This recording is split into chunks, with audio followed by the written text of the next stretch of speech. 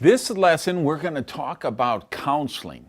And counseling is what really allows you to keep people in the business, become the best mentor and coach for them, allow them to duplicate the process, know where you need to be working in your organization, help your people know where they need to be in their organization, and just know the exact health of your business right now. And it'll tell you exactly what the health of your business is going to be like 30, 60, even 90 days from now. If you show me your counseling form this month, I can tell you where your bonus check is going to be 90 days from now, because the numbers on this form won't lie.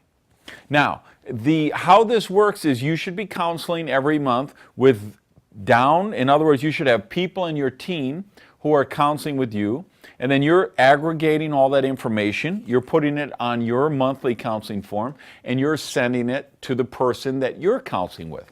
That might be your sponsor, it might not be your sponsor. It's usually the person at the next rank higher than you. Because sometimes when you have really fast growth going on, you and your sponsor will be at the same rank, or you and your personal 1 or 2 level, they might all be at the same rank. So you want to counsel with somebody who's 1 rank above you, because that's the rank you want to get to next.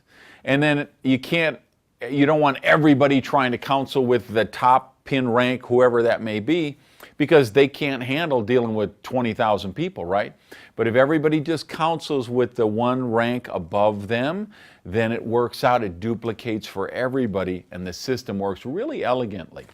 Now, this is one of the things from the file vault. You need the handout for this chapter, which is the Organization Counseling Report. Now, you don't have to use this one. You can create your own, and you can put in some specific dynamics for your particular company. Check with your sponsorship line and see what that is. But this is actually the form that I created for my Duplication Nation training album, which is just the information I used for my own team when I was counseling with my people. There may be some metrics that you find really helpful that you want to add to this. But let me go through these so you know what they are, and I'm going to tell you why they're important and why they're included on this form. So you have their name, their month, their rank at the top, because you're always going to look back to the month before, and you want to keep these straight. And by the way, people can fax them in. I mean, probably 99%, well, actually 100% now. I think I just get them, they're emailed to me, they scan them and they email them to me, and then I get them, download them, I print them out, study them, and then I get them on the phone, or I get on Skype, and then I do the counseling. So let's look, name, month, and rank. Number of distributors. Well, we want to know that every month. We need to track this, because here's the thing. I've been in this a long time. I've been in this game, right? When I started, back then, you used to get your check. It would be on the 15th of the month. They would send them out. And if you had a big check, you would pay extra for FedEx delivery. And you'd get your check, and you'd get a box with that big white computer paper, and it had the spindle holes on each side, and it'd be a huge box. And if your organization was big, this weighed a lot of pounds. And you'd get highlighters, and you'd go through page after page, and you'd look off. Today it's so easy, so much simpler with the internet, and we just can check our back office. A lot of this stuff we can get real time. So back then, the point was, you would end the month on the 30th and wouldn't really know what happened until the 16th or the 17th of the next month. Now, we can end a month on the 31st, and we know at midnight, at 12:01 on the 31st, we can get most of this data, and we've got real-time tracking to know where do we have issues that we need to address to keep our organization moving forward. The number of distributors, that number needs to go up every single month. If it doesn't, you have a breakdown in the duplication process. Number of lines. Now, lines means the number of personal enrollees that the person we're counseling is working with. Now, that won't always go up. They might be working with 7 lines in the month of May, and in June they're still working with 7 lines because they're busy enough, there's enough lines chasing them that they're really not in a spot right now where they could be personally enrolling. So that might go up, it might not, but it should certainly go up over time. It doesn't have to go up every month, but it needs to be on an ascent, so it's a steady process of going up. Average volume, that is a very simple number. We take the total volume of the organization, we divide it by the number of distributors, and that tells us what the average volume per distributor is. Where that'll come into play, and why this is a really important metric, is because if your average volume for your team is $80 a month, but you're counseling your people in one particular line, their average volume is $20 a month, we say, wait a minute, the average in the organization is 80, this particular line is 20, that tells us we've got a problem with product culture in this line. They might just be recruiting on the, hey, it's a money game and everybody get in and everybody, and they haven't really bonded to the product or service and created that product culture, or it tells us these are just people who are getting other team members, but nobody's getting any retail customers. So that number will be very helpful to us in that context. Now, number of distributorships at the last function. And by distributorship, see, I mean a husband and wife who work one distributorship. That's what. So we don't count number of distributors. We're more interested in the number of distributorships and the number of lines at the last function. Those two go hand in hand. By this, we're particularly concerned with the major events, the quarterly Go Diamond weekends or family reunions, or the once a year ones like the annual convention, or the mastermind events, or the summer rallies, or the spring rallies, the 3 or 4 major events that you do every year. We need to know, we need to see how those numbers go with each of those events. Because again, they need to be on a steadily increasing incline. They need to be going up. And if we see they're not, that tells us right away we've got a problem issue here we need to resolve. Personal use volume and total personal volume.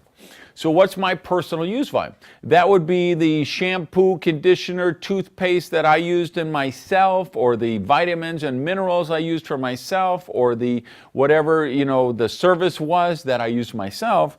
And then my total personal volume would also include the volume of all of my retail customers, or preferred customers, or auto ship customers that aren't team members, so it's not broken out. But they're my customers. So those are very telling statistics that we want to watch very closely, because if somebody's personal use volume is 120 and their total volume is 120, hey, we got a problem here. Here's somebody without a single customer. Number of presentations made. We want to know that on a monthly basis, because what the counseling does is it forces people to take personal responsibility. And the key for all this is the integrity of the form, the integrity of the information you send in. And you're going to be tempted, if you've had a bad month and you didn't really work and you had some problems in your family and some issues came up and maybe your day job had a lot of pressure and you didn't spend a lot of time to the business, you're going to say, well, I kind of hate to send this in to my person who's mentoring me because I only did 3 presentations all last month. But if you give them incorrect data, they can't give you correct counseling. So you've got to be honest in your form, and you got to create the culture where your people are honest with you. And so my people, I want every one of my team to have a diary or a planner, and I want them to mark every time they're doing a presentation. And I want the dates of those presentations when they send me their counseling form. Because when people struggle, their first inclination is always away from personal responsibility. It's always, well, these products don't work, or these products are too expensive, or this comp plan doesn't pay enough money, or people are too conservative where I live, or people are too liberal where I live, or the problem is I live in a big city, or the problem is I live in a small town. Those things aren't the problem. The problem is your personal activity.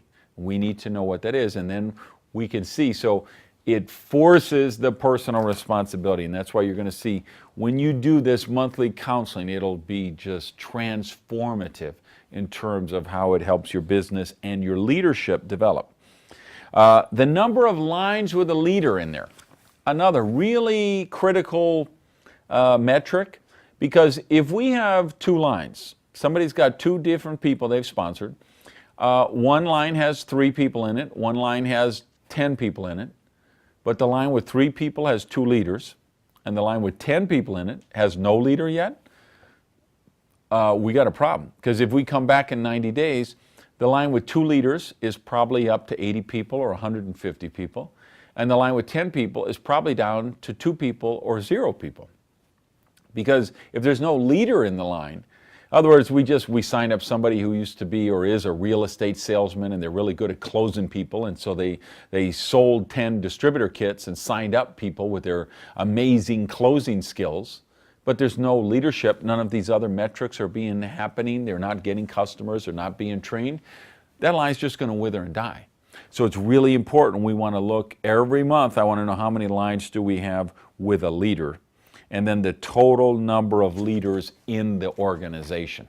And this is huge because we are in the leadership business. That's what drives what we do, that every month that conveyor belt is rolling in a new crop of leaders to be the next generation. So those are the metrics, and doing this on a monthly basis, it really tells you exactly where your strengths are, exactly where your weaknesses are, and what you need to work on to make that business stronger next month. It does take work to counsel with your people. I got to tell you, it'll add a chunk of hours to your business, but it is the thing that builds the forever business.